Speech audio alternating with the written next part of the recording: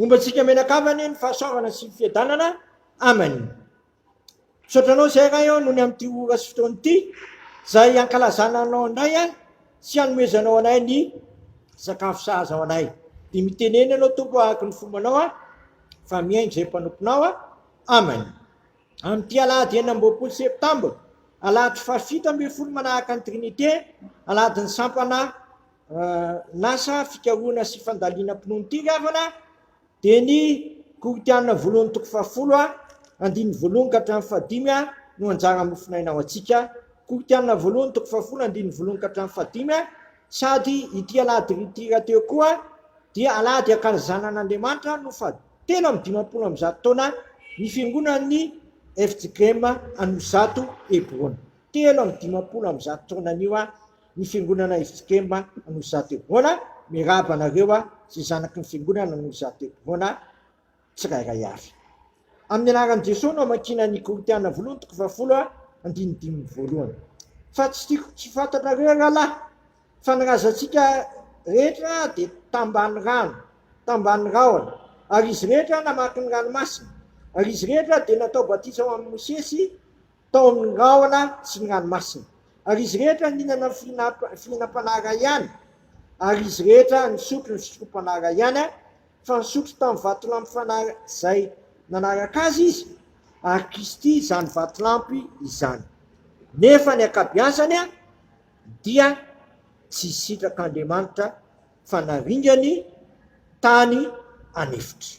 Ray masonao manamasinana ny fahamarinana, ny teninao no fahamarinana.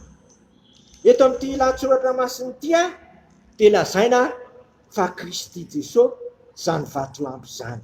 Kristy Jesosy no nandraisana ny fanadiovana sy ny rano tao amin'ny testamenta taloha.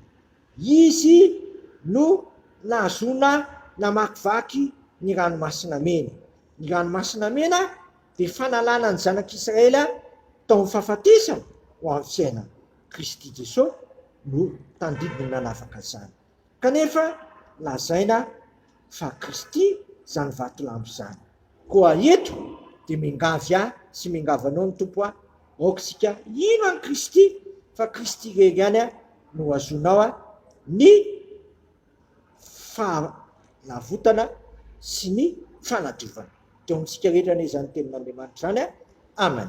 Misotranao zay raha eo noho ny amin'ny teny mamy izay nomenao anay dia anao ne apitretra zany teninao zany be dia be amponay ka tonga anay hitoetra tsara amin'ny Kristy, ilay vatolampy tsy mifindra sy maharitra manakizay zay anananay ny fiainana dia ny fanadiovana sy ny fanavotana. Dia sitrakay ny ary hivavaka hoe ranay zay ny an-danitra, mamasina ne ny naranao, tonga ne ny fanjakanao, atao ne sitraponao ny tia-tany tahaka ny an-danitra, mena iny anona sahazo anay ary mamela ny elokay tahaka na melanay izay melaka taminay, aiza mitondra anay amin'ny fakapana fa manafana amin'ny ratsy, fanao fanjakana sy ny hery ary voninahitra manakizay. Amen. Tanterahany tompo amintsika ne zao todrano tononona amin'ny anaray zanak'afana masina zao. Ary Andriamanitra ny fahasoavana rehetra zay efa niantso anareo any amin'ny voninahiny manakizay ao amin'ny Kristy, efa niaritra fahoriana vetivety anareo diso natanteraka sy ampiorina ary ampitoetra anareo ho aza any amin'ny fanjakana manakizay. Amen. Voninahitra ne ho an'Andriamanitra rery ihany amin'ny anaran'ny Ray sy ny Zanaka ary ny Fanahy Masina. Amen.